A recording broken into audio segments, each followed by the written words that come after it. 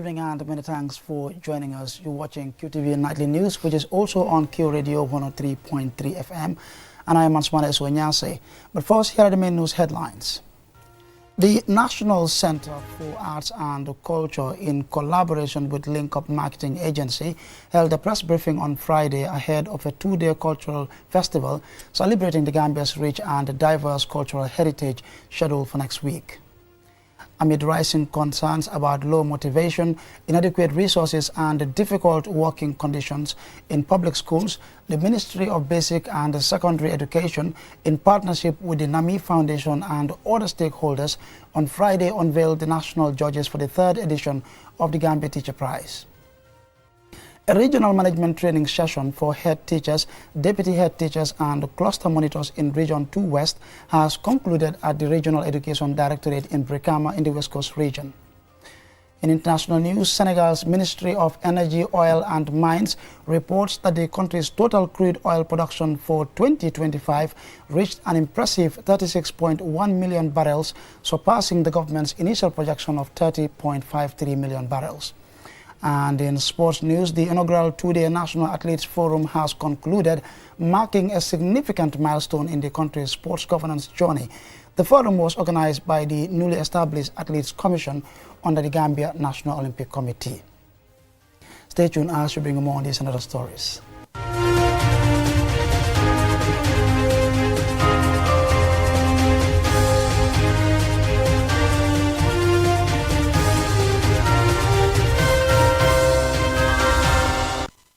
And now here's the news in focus.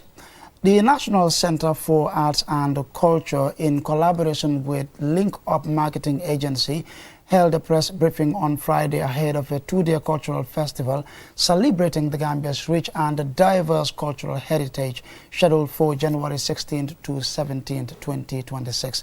William Kamara tells us more. The festival will be held at the Sadauda Karabajawara International Conference Center in Bijilo from January 16 to 17, 2026. Organizers say the event aims to celebrate Gambia's rich cultural diversity, promote national unity, and inspire pride among young Gambians, while also showcasing the country as a vibrant cultural and tourism destination. The festival will bring together artists, performers, and cultural institutions from across the nation. Lamin Jawara, a member of Link Up Marketing Agency, provided further details. Because if you talk about culture, you talk about the festivals, these are some of the things we need to know. Example, we are in the year of elections. These are some of the things bringing all the tribes together to say, look, Gambia belongs to all of us. Gambia first before tribe. This is an election year. And though there are cultural festivals which are happening, of course we all know, but these are individual tribes.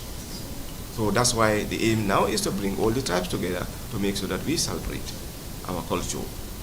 Sana B. Jaju, Director of Creative Industries at the National Center for Arts and Culture, NCAC, welcomed the festival initiative, describing such events as a vital part of the Gambia's intangible cultural heritage. He emphasized that safeguarding culture through festival is crucial for passing traditions from one generation to the next, particularly in an era where globalization increasingly influences local identities. Jaju highlighted NCAC's ongoing commitment to supporting initiatives that protect, promote, and commercialize Gambian culture, while also creating opportunities for artists and creative professionals to earn a livelihood from their talents. He further made an important announcement. I am told to inform you that a tune of $100,000 is approved for you in support of this event. And what that means is that it is, in fact, for us, we feel it's not even enough, but just to let you know, to encourage you that this 100,000 is an indication that government is committed to supporting such initiatives. Sosejane, manager of Link Up Marketing Agency, stated that to ensure the festival's sustainability and income generation mechanism is necessary, which will include the sale of tickets to attendees. It's 2 days program, 16th and the 17th. So if you want to get tickets for the 2 days, that's 400 for the kids to attend for both days, 600 for the adults, and 1,002 for VIP. However, we have tables as well. Organizers say the festival is expected to attract families, youth, cultural enthusiasts, tourists, and policymakers, highlighting the role of culture as both a unifying force and a driver of national development and tourism growth. For QTV News, Loli M. Kamara. Now, amid growing concerns over low motivation, limited resources, and challenging working conditions in public schools, the Ministry of Basic and Secondary Education, MOPSI, in partnership with the NAMI Foundation and other stakeholders, continue to recognize and honor excellence in education. On Friday, the partners unveiled the national judges for the 3rd edition of the Gambia Teacher Prize. Julian Jai attended and Sina reports. The initiative recognizes teachers and seeks to build their professional capacity and highlight efforts needed to improve the teaching profession. The unveiling of the judges ceremony was held on Friday at the GTU Secretariat Conference Hall in Kanifing. Lamin Jaju, the chairman of the selection committee for the Gambia Teacher Prize, says the Education Policy 2016-2030 sets a clear vision for inclusive and equitable education, but warned that achieving these goals requires motivated and supported teachers. They are the heartbeat of our schools, the architects of our children's future. Globally, the Sustainable Development Goals call us to deliver quality education for all by 2030. The Gambia cannot rise to the challenge unless we uplift our teachers. Motivating them is not charity. It is a constitutional duty, a national policy imperative, and a global responsibility. Amin Jai, Principal Higher Education Officer at the Ministry of Higher Education, described teachers as the backbone of the education system and highlighted the importance of initiatives that recognize and strengthen their contributions. We are committed to create an environment that fosters innovation, creativity, and academic excellence. Here is our Saho Jalo, Principal Education Officer at the Ministry of Basic and Secondary Education. MOPSI commends the national judges for accepting this important national responsibility. Their role will be instrumental in upholding the values of fairness, professional and excellence, while ensuring that outstanding teachers who have made significant contribution to learner outcomes, school communities, and national development are duly recognized. Ms. V.P. Smith's database personnel at the MRC Holland Foundation, one of the sponsors, said the organization will provide scholarships to all regional winners to pursue undergraduate or postgraduate studies at the University of the Gambia. These scholarships are designed to enhance teachers' skills and strengthen their capacity to innovate in classrooms. Dr. Abdullahi F.R. Jadama, head of the School of Education at the University of the Gambia and a member of the judging panel, assured stakeholders of the judges' commitment to fairness, transparency, and accountability. He also encouraged more teachers to apply, noting that low application numbers highlight the need for greater engagement and support for teachers. Amadou Kamara, Region 1 winner of the 2nd edition of the Gambia Teacher Prize, said the award recognizes teachers' dedication and serves as a motivation for those facing difficult working conditions. Yeah, I use it anywhere I go to, and I become very, very, very proud of it. And equally, people that are around me also look up to me as an awardee, also wanting to become me. Each regional winner will receive $50,000 and a scholarship provided by the MRC Holland Foundation. The national prize winner will also receive an additional $50,000. The award ceremony is scheduled for 9 April 2026. Founded in 2019 and officially launched in 2023 by Alassane Suso, the 2019 New York State Teacher of the Year and 2020 U.S. National Teacher of the Year. The NAMI Foundation focuses on addressing the shortage of skilled educators in the Gambia by mobilizing resources and providing innovative professional development opportunities for teachers. Reporting for QTV News, I am Julden Yai.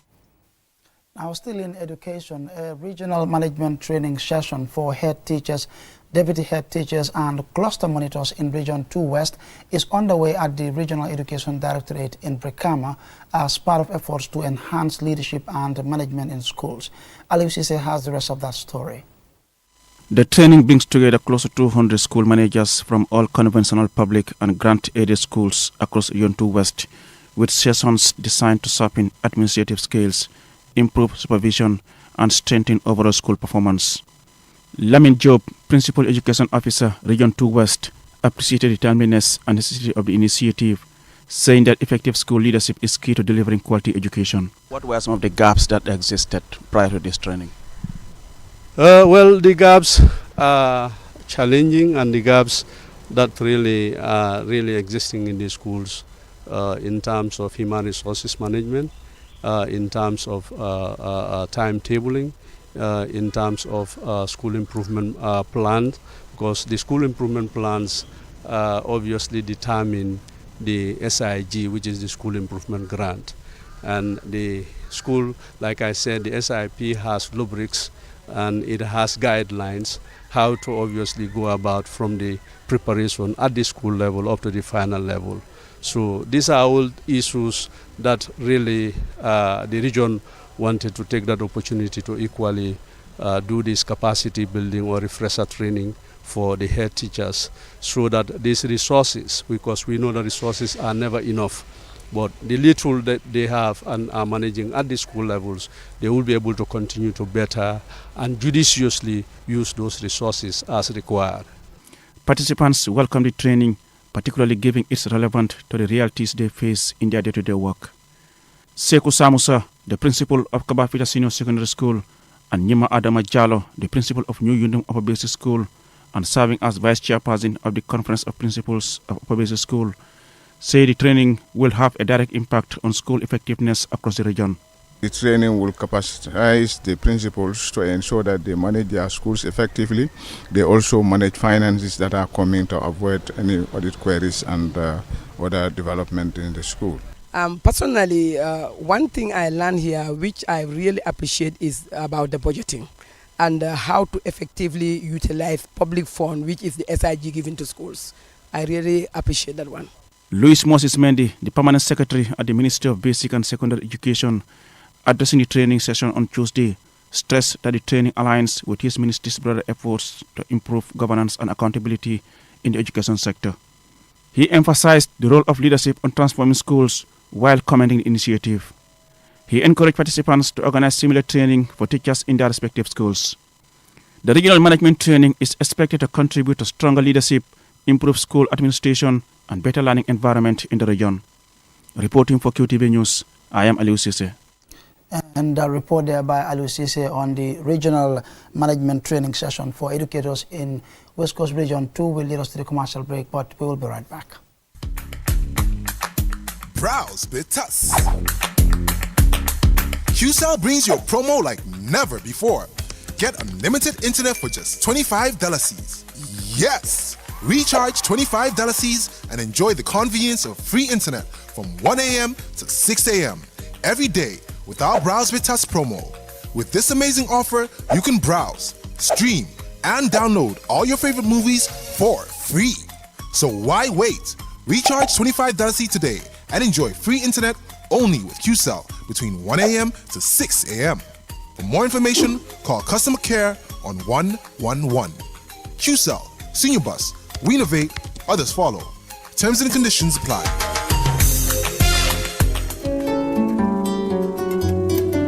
Buntuleekaay United Nations seen bànqaas bi dox ci tëddali ni dund ak mbayteef di Food and Agriculture Organization of the United Nations FAO ak ministry bi saytu wàllu wér garam gi ñoo yokk sarta yi nga xam ne nii danañu dimbale ngir nag ñu am tànneef ci xeeti ñam yi ñuy lekk bu ko defee nag ñu jëfoo nag xeeti diw yi ci anam goo xam ne nii anam gu limite la ñu limité yi tamit li nga xam ne nii moom la ñuy lekk ci xeeti diw yi lu nekk ñeneen ki nag 2.5 ci li nga xam ne nii mu ngi jëm ci wàlli ñam yi ñuy lekk bor bu set lii nag bokk na nag mu mel ni ki benn kuddu diw tànnal nag xeeti diw yi yu mel ni ki diwi gerte ak soybean ak itamit nag wàññi li nga xam ne loolu la ñuy jëfooyee faat yu dëgër yi yu mel ni ki bota ak itamit di diw ñor cëral nag lu jëm ci wàlli ñam wu sell ci anam yi nga xam ne nii noonu lañ koy togge mais mu mel ni ñu baxal ko wala ñu lakk ko wala itamit ñu koy muusal lii nag danañu dimbale aar ñu nag ci yaram bu rëy ak itamit wàññi itamit lépp loo xam ne nii mu ngi jëm ci wàlli jot jàngoro yi nga xam ne nii duñ koy wàllante di non communicable diseases lii nag tànneef lu aju ci wàlli jëfoo faat ak diw bu koy nag ci wér-gu-yaram bu gën a sell lël tànn leen ni mu gën a selle toftal nag sarta yi nga xam ne nii moom la ñu teg nag ci wàlli ñam yi nga xam ne nii mooy ñami tànneef yi ñuy lekk.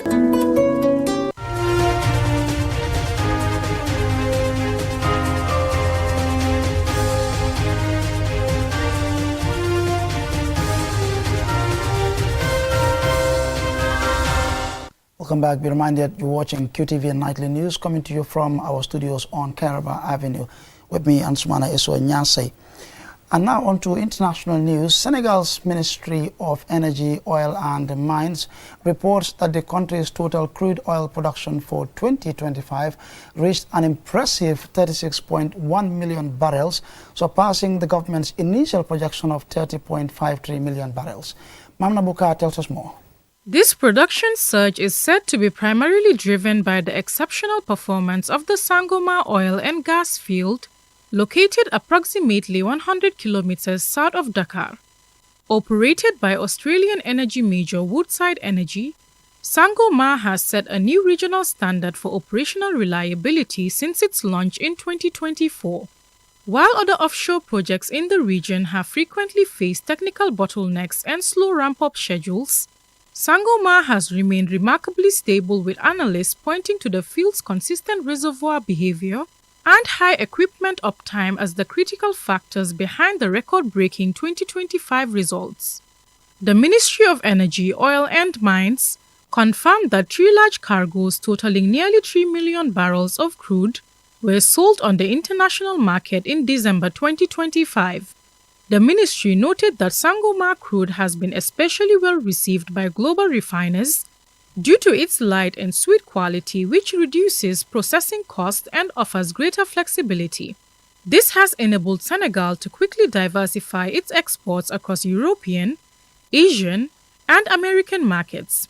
Additionally, in a historic milestone for the country's gas sector, December 2025 also saw liquefied natural gas exports reach a monthly high of 0.5 million cubic meters, highlighting Senegal's dual-track strategy to monetize its gas resources in tandem with its crude production, supporting both export revenue and domestic power needs.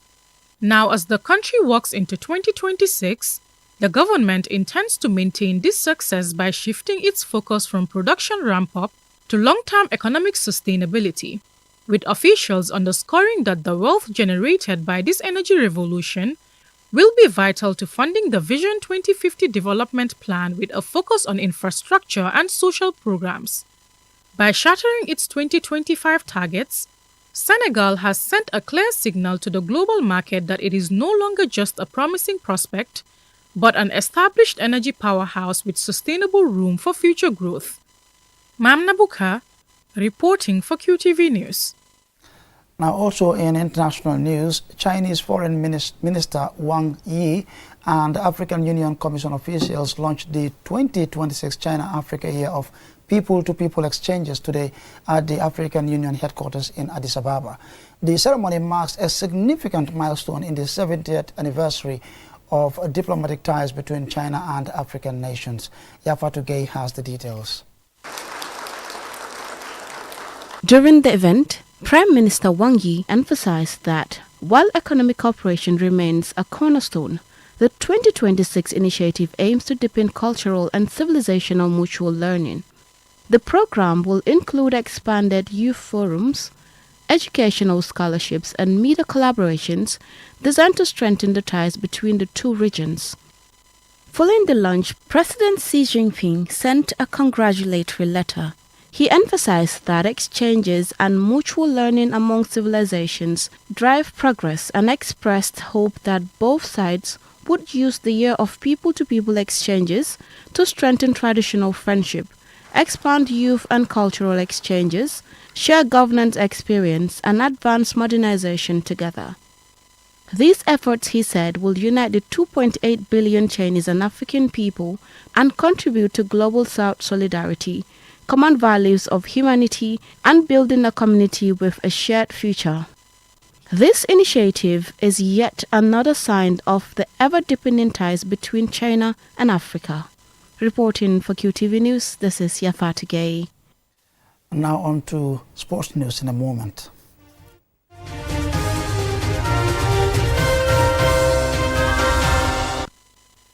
The first ever two-day National Athletes Forum has ended, marking a defining moment for the country's sports governance journey.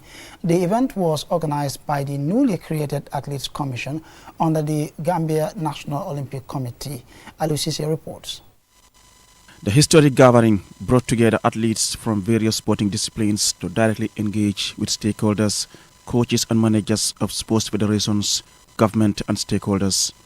It created a platform for open dialogue on athletes' rights and responsibilities and the roles of key institutions in shaping a more inclusive and accountable sports system in the Gambia.